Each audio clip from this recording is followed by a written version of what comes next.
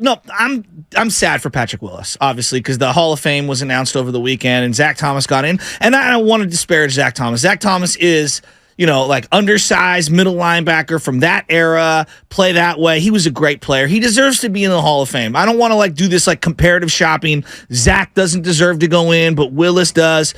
Both deserve to go in. And I'm saddened that someone like Patrick Willis doesn't get his just due and gets to go into the Hall of Fame. I don't know. I know we get into this thing of you didn't play long enough. It's quality matters. If you have a small amount of time, but you are the gold standard of a position for closer to a decade than it was 5 years, I do think that matters. Well, and that's why I'm wearing the Willis jersey this one. I'm just sad for Patrick Willis because I do believe that when we talk about gold standards at the position in the last 20, 25 years, how does Patrick Willis' name not come up? Well, I believe he'll be in the Hall of Fame one day, but I look at Terrell Davis. Terrell Davis had 3 dynamic seasons. 3. Patrick Willis put together about 5 to 6 dynamic seasons. Terrell Davis at a Super Bowl. Why? Well, we could say Super Bowl rings, Super Bowl MVP.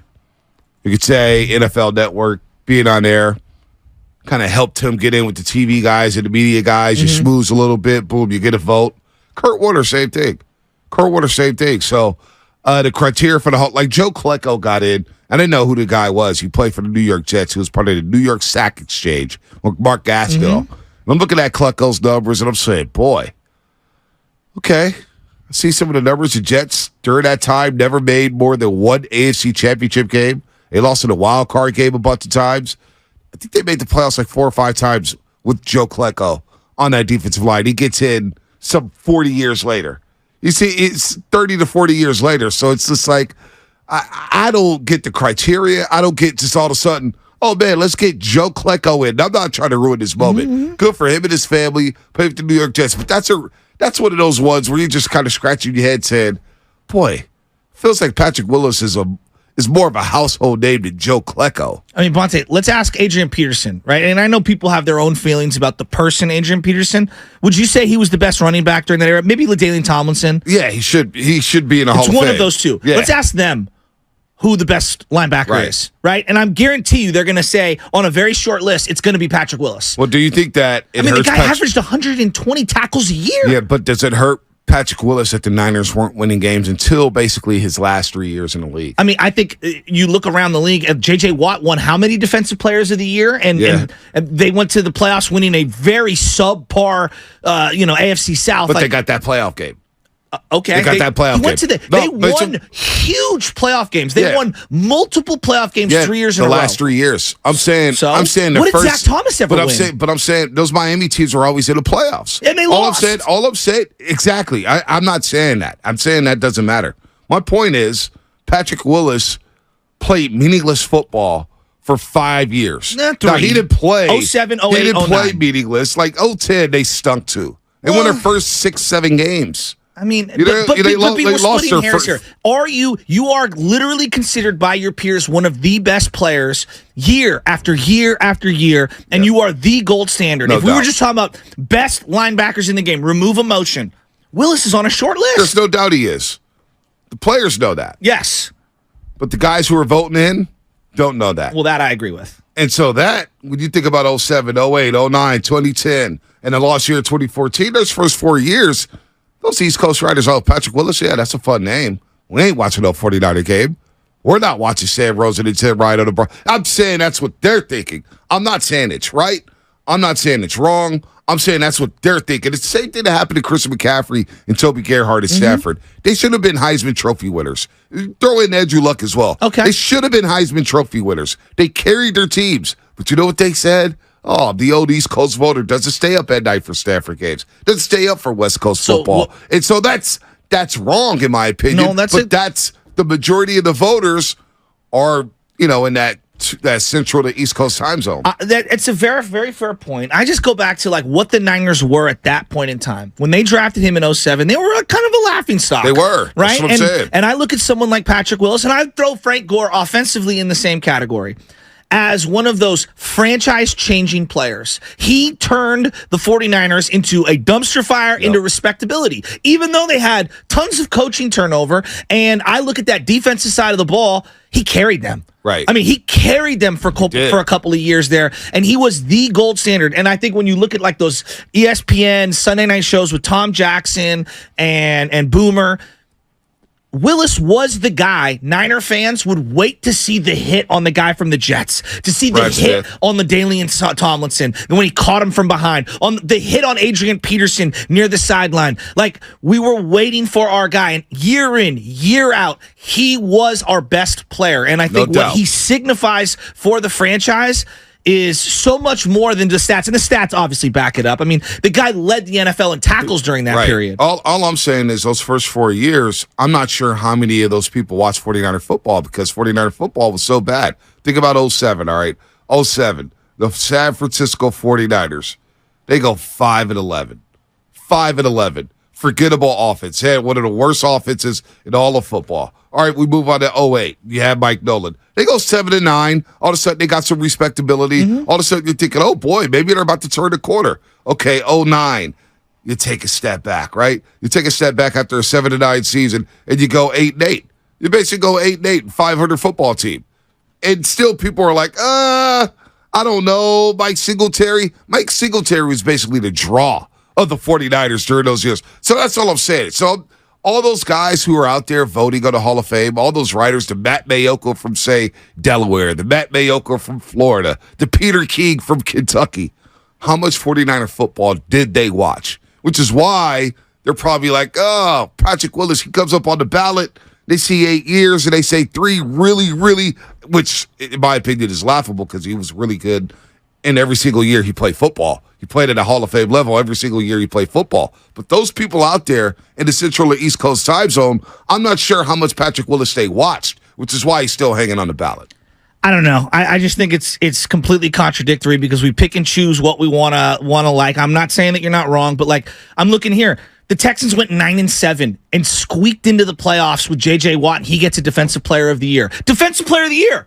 Defensive Player of the Year. Right? Multiple times where they're not even the number one team in their own division. So I understand, like, who's watching Houston Texans football, right? We do this when there's certain people we like and certain people we don't like. The voters are up, though. The voters are up they're watching the Texas games because they're in Texas and they're playing teams like the Indianapolis Colts, who were good. He was voted an All-Pro year after year. People clearly know who he is. I understand that the team's not as good. Look back at the career. Yeah, they advanced to the playoffs. 3 better linebackers. To the playoffs 6 times with J.J. Watt. And they always got that Saturday wild card game.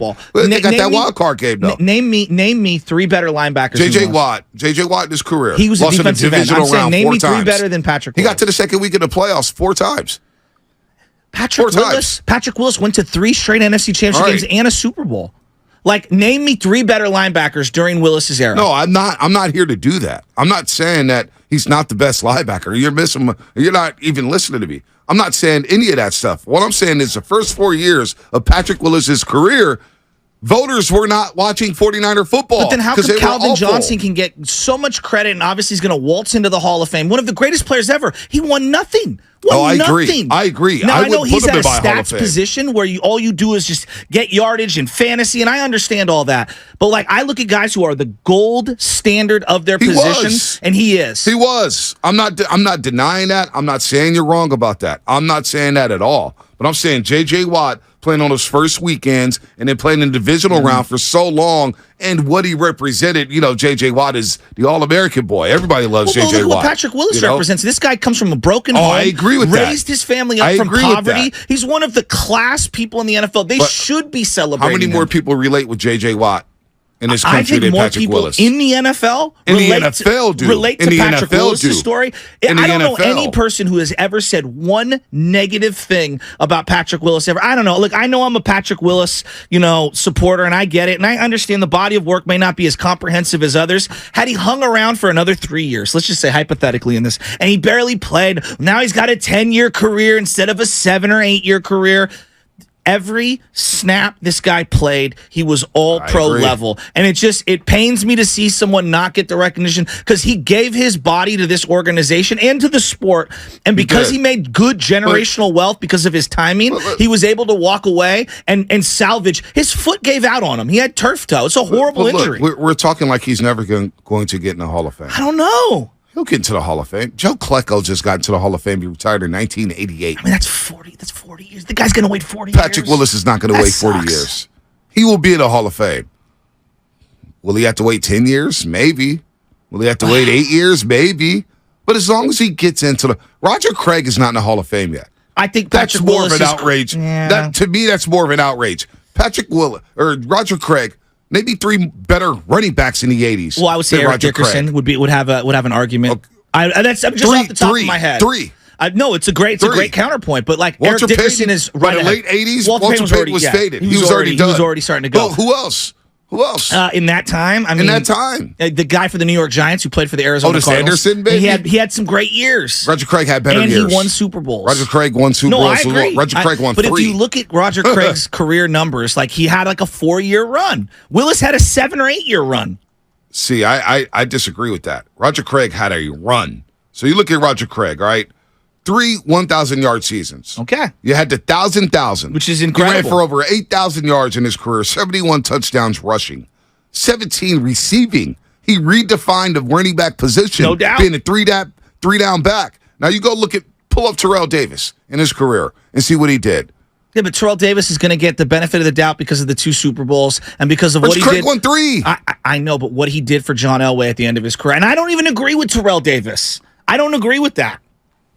See, that's what I'm outraged over. Like you look at Terrell Davis, 4 great years. So he had the 1 year, his first year, 1,117 yards. Incredible Then he had 3 straight just off the charts. What, he had 2 2000s? No, he had 1 2000, 1 1750, 1 1500. And then after that, his last 3 years, he didn't rush for more than... He had the last year with Denver when he was 30 in 8 games. He ran for over 700 yards. That's about it. Terrell Davis played 7 years in the league. 77 games total. 77 games total. And he's in the Hall of Fame. 77 games total. So I look at Roger Craig, played 165 games. 165. I know, but he played fullback for the first couple of years and wasn't necessarily the primary feature player. I hear you. So listen, he ran for 4 yards a carry, Roger Craig, his first year. 725 yards and just 176 carries. Next year, 649 yards, 7 touchdowns, 4.2 yards a carry, not to mention over 675 yards receiving. That's his second season playing fullback. Then, let's move you to tailback, and you become the first 1,000 guy in league history. You really think Roger Craig has a more comprehensive argument than Patrick Willis? Yes. Yes. Yeah, I'm going the other direction. I think Roger Craig, I hear the argument. I think he's more fringe than Willis to me. Roger Craig, 4-time Pro Bowler, 3-time Super Bowl champ. He's on the all 1980s team. Patrick Willis on the all 2010s. I already sold Patrick Willis for Roger Craig, first team All Pro, 1988 AP Offensive Player of the Year. Offensive Player of the Year in the league that had Jerry Rice, in the league that had Joe Montana, in the league that had nothing but dudes. And Roger Craig did that. So I get a little more outrage over Roger Craig, especially the running back position and durability. You think about durability. Fair. That's fair. This guy didn't miss games. I just look at what every other Niner is from that era is very decorated and is put into the Hall of Fame. Jerry Rice, Joe Montana. Obviously, Charles Haley got in most recently, even though I guess more Cowboys push for that than the Niners. There's nobody from that era that's going to represent the 49ers in the Hall of Fame, except maybe P. Willie and maybe Frank Gore. I think Frank Gore is going to be a Hall of Famer, but I could see people using the reverse argument on Willis saying, well, he hung around forever. Yeah. I can see like the exact argument you use against Willis to be used against Frank Gore, which kind of sucks because I think Frank Gore was a Hall of Famer. I think both of those guys were, but I don't know, man. I just think that he is the lone York guy that you can, during their tenure, that you can elevate and say from day one till the end of his career, he was a Hall of Fame player, and every snap of the way, when you were watching him, you were like, "Yeah, this is one of the best players in the league." Yeah, he'll get his due. I'm not too concerned about Pete Willie. He'll get his due.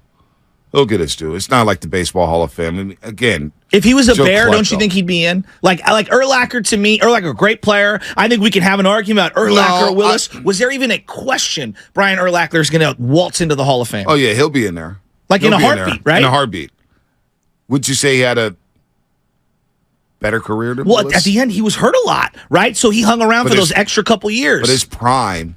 I think it's a great argument, but there's no doubt in your mind that Urlacher's getting in. Oh yeah, there's no doubt. So that's I'm frustrated because I do think that for 5 years there was Urlacher, Ray Lewis, Patrick Willis. Those were the three guys everyone talked about. So like to me, Joe Thomas, right, is in the Hall of Fame. Joe Thomas is one of the best left tackles the game's ever seen. I don't know how many Cleveland Brown games I watched with Joe Thomas. Yeah, but you knew he was great, right? I think so, but that team stunk. I know. Well, they didn't win a game for like 2 years. I think he was great, but I didn't watch a freaking game of Joe Thomas.